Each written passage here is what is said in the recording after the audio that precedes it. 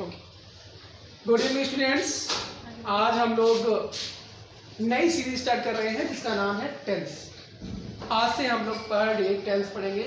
ये सीरीज आपकी per day आएगी। अब पर डे आप इस क्लास को कीजिएगा और इम्पोर्टेंट टेंस के बारे में सीखिएगा।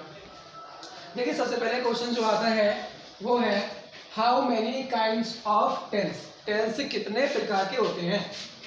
तो आंसर आपका ये क्या है?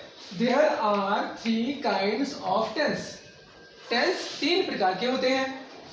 कौन कौन से हैं? देखो, टेंस को हमने 3 भागों में बांट दिया। Present tense, past tense, future tense. Present tense क्या होता है?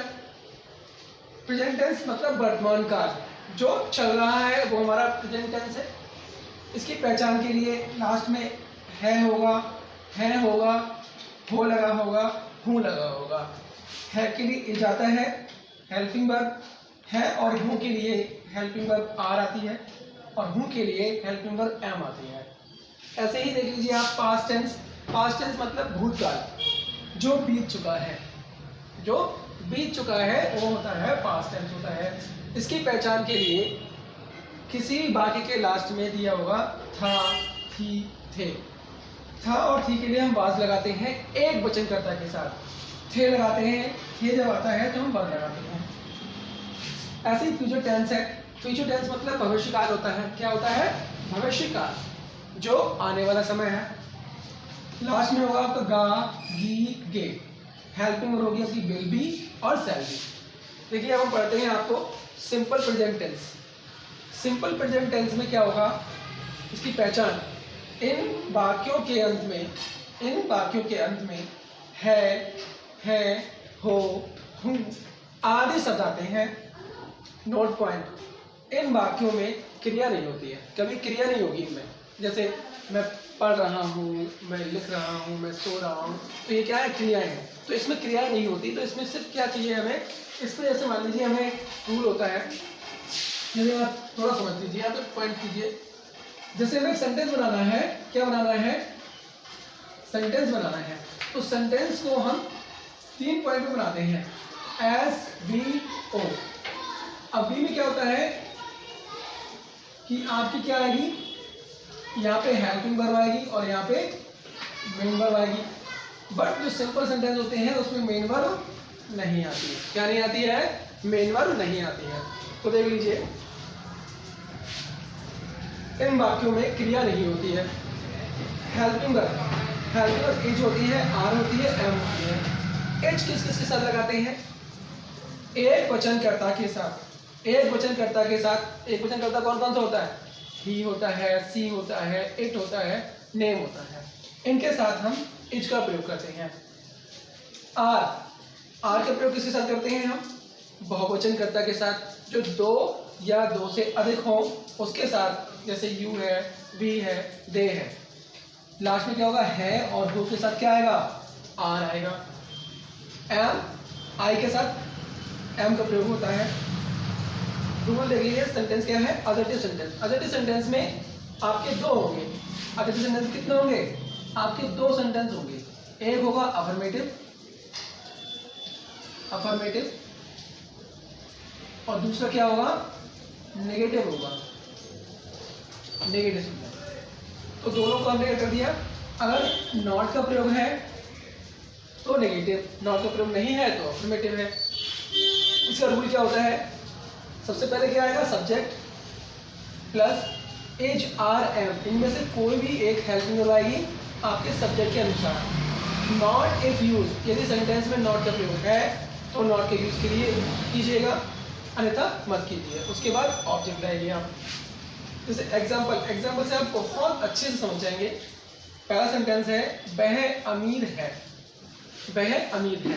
तो ये सिंपल सेंटेंस है, इसमें कोई भी क्रिया नहीं होती है। हमें सबसे पहले क्या चाहिए? सब्जेक्ट चाहिए। सब्जेक्ट क्या है आपका? अमीर कौन है? अमीर है वह, और वह की अंग्रेजी क्या होती है? ही। अब ही क्या है? एक वचन है, तो ही के साथ क्या आएगा? एज। तो एज आ रहा में से क्या आ जाएगा? एज आ गया आपका, यानी वही क्या हुआ? इस वह के लिए इसका प्रयोग कर दिया गया है। उसके बाद नॉट इफ यूज। क्या इस सेंटेंस में ये वाले शब्द हैं? नहीं। अगर ये नहीं होता तो आप नॉट लगाते। अब चूंकि ये वाला शब्द इस सेंटेंस में नहीं है, इसमें है ही नहीं, तो नॉट का प्रयोग नहीं होगा। आगे बढ़ जाओ। ऑब्जेक्ट, क्या है ये? ऑब्जेक्ट। तो वह क्या है? अमीर है। He is rich. तो क्या हो गया? वह अमीर हो गया। ऐसा सेंटेंस अगला है, राधा सुंदर नहीं है। राधा सुंदर नहीं है। तो सबसे पहले सब्जेक्ट लगाइए। सब्जेक्ट सुंदर कौन नहीं है भाई? हमारी राधा। राधा आ गई। उसके बाद हमें एज आर एम में से एक चीज लगानी है। राधा एक वचन है या बहुवचन? राधा क्या है? एक नाम है। क्या है ये? एक नाम है। तो एज आ जाएगा, एज। उसके बाद नॉट रिफ्यूज। इस सेंटेंस में क्या है? नहीं। क्या है? नहीं है, इसलिए नॉट लगा दिया। उसके बाद क्या है आपका? ऑब्जेक्ट। ऑब्जेक्ट क्या है? राधा क्या नहीं है? सुंदर। सुंदर क्या होती है? ब्यूटीफुल।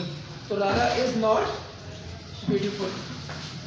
ये हो गए आपके सिंपल प्रेजेंट के अफर्मेटिव और नेगेटिव सेंटेंस। अब इधर आ जाइए आप, बाद में आप इसको नोट कर लीजिएगा, वीडियो देख करके आप इसको नोट कर लीजिए और अपनी एक अच्छी सी कॉपी बना लीजिएगा।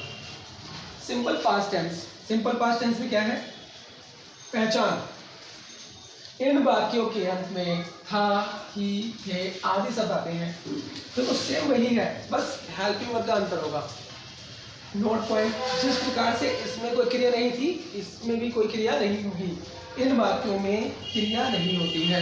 जैसे क्रिया मतलब राम पढ़ रहा है, राम खा रहा है, राम सो रहा है, हम खेल रहे हैं, ये नहीं चलेगा। हेल्पिंग वर्ब क्या होगी? बाज या बर आएगी। हेल्पिंग वर्ब क्या आएगी?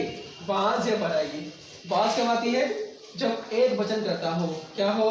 एक वचन करता। आई, ही, सी, इट और नेम, इन किसी के साथ मतलब एक वचन करता है तो हम किससे प्रयोग करेंगे? हम बाज का प्रयोग करेंगे। अगर आपको कंफ्यूजन है तो आप देख लो, था थी।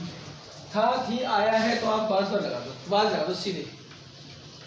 बर, बर इंडिकेट करता है कि वहाँ पे बहुवचन है। जब बहुवचन होगा, यू होगा, वी होगा, दे होगा, या बाकी में थे होगा लास्ट में, तो हम बर का प्रयोग करेंगे। कहीं कहीं पर थे होता है, बट वो अंडरस्टूड होगा कि आप वहाँ पे बाज लगाएंगे या बन लगाएंगे।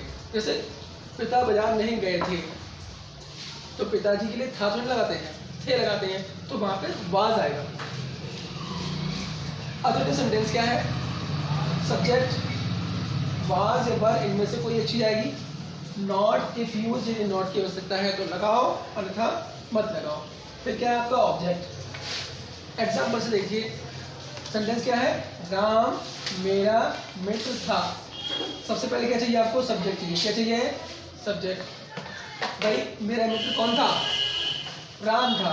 तो सब्जेक्ट क्या आ गया हमारा? राम आ गया। राम एक वचन है इसलिए बाज आएगा। आगे बाज। नॉट क्या सेंटेंस में नहीं है? नहीं, नहीं है, इसका मतलब नॉट नहीं रहेगा। ऑब्जेक्ट लगाओ। राम क्या है? मेरा मित्र है। Ram was my friend. आ गया आपका? तो राम मेरा मित्र था, मतलब राम वाज माई फ्रेंड। सपना कक्षा में नहीं थी। सपना कक्षा में नहीं थी। तो सबसे पहले क्या चाहिए हमें? सब्जेक्ट चाहिए। क्या चाहिए? सब्जेक्ट। सब्जेक्ट क्या है? सपना। सपना आ गई। उसके बाद हेल्पिंग वर्ब, बाज या बर? चलिए बताएं। बहुत अच्छे। सपना एक वचन है इसलिए क्या आएगा? वाज आ गया। चूंकि सेंटेंस में नहीं दिया हुआ है, अब क्या आ गया? नॉट। नॉट लगा दो यहाँ पे। फिर ऑब्जेक्ट। सपना कहाँ नहीं है? कक्षा में नहीं है। कक्षा में नहीं है, इसमें इन आ गया। और कहाँ नहीं है? क्लास। सपना was not in the class. समझ में आया आपको? ओके।